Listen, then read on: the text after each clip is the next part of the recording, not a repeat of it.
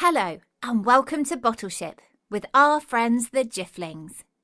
If you enjoy the show, please leave a review and share the podcast with your friends. And stay tuned to the end of the show when the Jifflings will read out some of your reviews. And now it's time for today's episode, The Silver Bangle, inspired by our friend Jemana in Oman. In your world, things are important. But what about the things that aren't important anymore? Well, sometimes those things end up here in the magical land of Dilstonia, where the Jifflings live on their little Jiffling ship.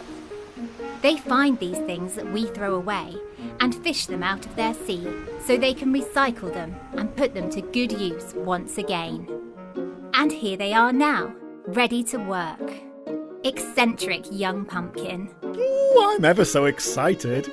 The Hedge, who was a very lazy Jiffling. Like, hey man, is it time for bed yet? Miss Katie, who loves fixing things and dressing up. Sometimes I like both together. Albert, the ship's gardener. Hey, who's been into me cabbage patch like? And Friedeline, a very sensible Jiffling who looks after everybody on the ship. Yeah, that is correct. Oh. Today on the ship, the Jifflings are doing their chores. Every Jiffling has a job to do, and when they finish, they get a shiny silver star, which they have made out of some old tinfoil. Oh. Albert was the first to finish his job, so he blew on his little Jiffling work whistle. Right, I've finished my job in record time. Just look how shiny our Jifflin deck is. Oh! Whoa! That deck is like so clean. I could eat my dinner off it, man. Oh no, don't do that, Hedge. But it is very shiny and sparkling. So Friedeline gave Albert his silver star with a big smile. Oh, right. This is a Jiffling job well done. And the Hedge and I have almost finished dusting the Jiffling bookshelves too. Just one more shelf and there we go. Friedeline and Hedge stood beneath their dust-free bookshelf with their little feather dusters held aloft. Well, that's a silver star for you, Friedeline, and one for you, Hedge. Yeah. Now, what about Miss Katie and Young Pumpkin? Ah! Eee! Oh dear, that doesn't sound like a job well done. That sounds like Miss Katie getting in a big pickle. So Albert, Hedge and Friedeline raced over to find Miss Katie covered in muck and yuck. Hey, Miss Katie, man. Is your job like getting in a really big mess? No. My job, and Pumpkin's, is cleaning out Geoffrey's boot. Ah, yes, Miss Katie, that's right. The old boot is now a nice warm house for your pet mouse, Geoffrey. But it seems like Miss Katie was cleaning it all on her own. Huh, where is the pumpkin? Ooh, yoo-hoo, over here. I'm just quickly teaching Geoffrey how to do magic tricks. Except he isn't very good at them because, well, he's a mouse. Pumpkin, you aren't supposed to be doing magic. You're supposed to be helping me. Oh, but cleaning just isn't very fun, Miss Katie. I'd much rather show Geoffrey my absolute bestest ever roly-poly. And with that, young Pumpkin rolled, hopped and skippity-frumpled all over the deck like a great big bouncy ball. Unfortunately though, he didn't look where he was going, and so he fell right on top of the boot Miss Katie was cleaning, spilling her nice clean straw everywhere. Oh! Oh, kleiner Pumpkin. This was the two Jiffling job. But you have left Miss Katie to get all fusty, dusty and musty on her own. But I don't want Geoffrey to get bored. And well, there's just so many other exciting things for us to do. Well, we're all like having fun, Pumpkin, but sometimes we'll have to work, you know. And right on cue, there was the sound of an object which was caught in their net. It was an object that must have been lost or thrown away on Earth and had ended up here in Dilstonia, which meant all the Jifflings would need to work together to reel it in. The object landed onto deck with a jangly flash. It was big and round, and it glistened ever so brightly in the sun. I think that's a sunshine reflector that we can use to shine light into our Jiffling bedroom for when we're getting all dressed up. That's a clever idea, Miss Katie. But then Hedge stepped forwards, for he knew just what the object was.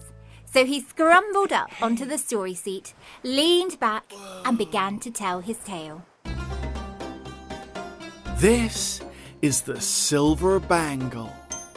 Once, in a beautiful country called Oman, there was a very busy marketplace called a souk. The souk sold all kinds of things, like frankincense and delicious honey and dates. Yum. And there was one stall which was filled with beautiful silver trinkets, including the most precious silver bangle. Ooh. Now the man who owned the stall was called Faisal, and he was very good at his job and always made a big effort. But his son Jamal didn't always do the same. In fact, Jamal was easily distracted, and so instead of helping his dad, he would make up games to play around the souk, like pretending he was a secret agent on a mission, or his favorite game, Bouncy Stall Ball, where he would boing his bounciest ball all around the market. Boing, boing, boing. Well, one day, when Jamal and his dad were at their stall, their neighbor Talib popped by. Hey up, Faisal. Would you mind helping me carry these bags of flour down to my shed, please? They're too heavy for me on me own. Oh, yes, of course, Talib. Just one moment. So Faisal called over to his son Jamal. Jamal, I need you to be very responsible and look after my stall for a bit, okay? Oh, and don't forget, Very Tall Salma is coming today to buy that precious silver bangle. Yeah, sure. Very Tall Salma, silver bangle, no problem, replied Jamal, and he stood up straight, feeling very important. Now, although minding a stall is very important, it's not always the most exciting job.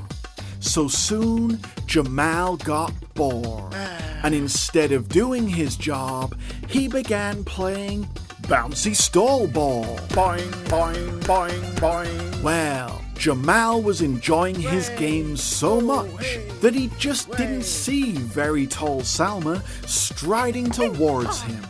And when he threw his ball, it bounced right off her very tall knees, crashing into a shelf, sending the special silver bangle flying right across the souk. Oh my goodness! Cried Salma. What a carry-on! Oh, sorry, Salma. Here, let me just fetch your bangle. Now, where's it gone? But no matter how hard Jamal searched, he just couldn't find the silver bangle anywhere. And so eventually, Very Tall Salma had to leave without it. Then Jamal wished he'd taken his job a bit more seriously, because although he liked to have fun, he now realized that maybe there was a time for work too. Oh. Aye, and now the bangle is here, so we need to find a good use for it. Indeed you do, Albert. It is always best to reuse things if you can. What could a shiny bangle help you with today, Jiffs? Maybe we could use this shiny bangle as a hula hoop, so we can keep nice and fit every morning. Like, no, man. Oh, Hedge, you are silly. But then young Pumpkin stepped forwards, holding an excited Geoffrey the Mouse in his paws. Well, as the bangle is nice and round, why don't we use it as an exercise wheel for Geoffrey?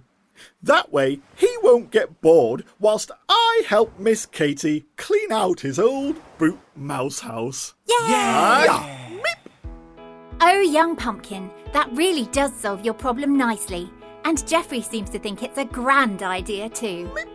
So all the Jifflings helped to raise up the bangle, whilst Miss Katy fixed it into place with her favourite sparkly hammer. And then Geoffrey ran around in his nice new wheel, whilst Miss Katy and young pumpkin both cleaned out his old boot house. And they did such a good job that the other Jifflings even gave them an extra star for effort. Aye. And then, once all the chores were done and everyone's hot water bottles were nice and warm, all the Jifflings, and indeed Geoffrey too, felt ever so sleepy.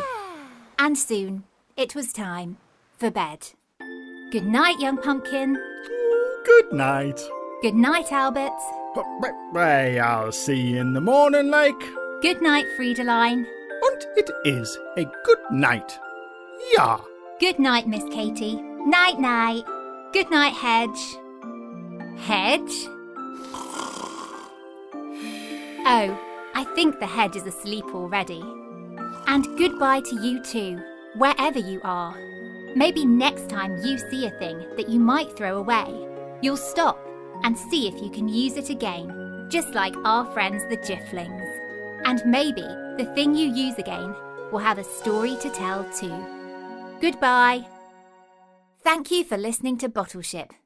For all the parents listening, if you'd like to, you can donate to the show at patreon.com/Bottleship. And as a thank you, we will send your child a personalised audio message from the Jifflings. Oh! And for all the children listening, if you enjoyed the show, please leave a review and share the podcast with your friends. We've had some lovely reviews this week, haven't we, Jifflings? That's right, like this review from the USA. It says, "Hi, my name is Cora and I am 7 years old and my little brother Theodore is 4 years old and we live in Cambridge, Massachusetts, USA. My favourite character is Miss Katy and Theo's favourite character is Young Pumpkin. My favourite stories are The Pirate's Party Horn and The Octopus's Suitcase. And Theo's favourite story is The Boomerang. P.S. We love your podcast." Oh, thank you so much, Cora and Theo. What a special review. Yeah. And we have this review, also from America. It says, "Hi, my name is Charlie, and I am 8 years old. I love to listen to your podcast in the car. Usually, me and my 6-year-old brother Jack don't get to listen to podcasts in the car. So, when we can, we listen to you guys. Ha! My favorite GIFs are Friedeline and Albert. And Jack's favorite GIF is the Hedge, because he is funny." Like, totally thank you, Charlie and Jack, man. Aye, you have left us a brilliant review there, like. Yes, thank you so much for listening. And we'd like to say a big, special hello to Daphne in Redwood City, USA, and to Paxton, also in the USA. And hello to Betsy Lou in London, UK. And also hello to Betsy's lovely cat, Anton Dubek. Meow. Thank you so much for writing to us.